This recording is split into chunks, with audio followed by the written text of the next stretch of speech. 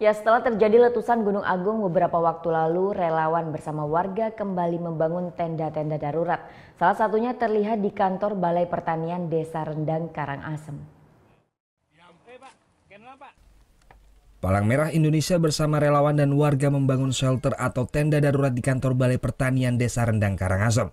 Dibangunnya kembali tenda-tenda ini guna mengantisipasi jika sewaktu-waktu Gunung Agung meletus kembali.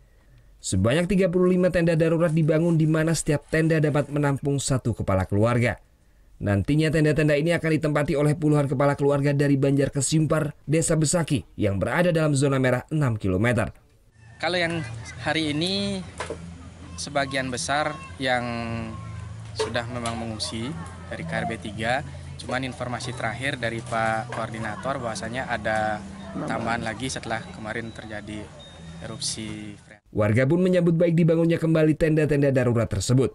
Terlebih saat ini sebagian besar warga zona merah masih bingung untuk mencari tempat pengungsian jika sewaktu-waktu Gunung Agung meletus kembali. Sangat bersyukurlah ada bantuan ini, mudah-mudahan pemerintah lebih memperhatikan masyarakat yang Riki, dan soalnya Riki kan kebanyakan masyarakat Riki memerlukan bantuan dan logistik. Selain di Desa Rendang, Palang Merah Indonesia juga berencana membangun kembali shelter atau tenda darurat di sejumlah titik wilayah zona aman.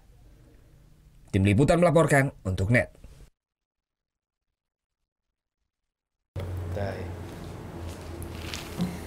Udah selesai kan nontonnya? Nah, jadi jangan lupa buat like, komen, dan subscribe ya.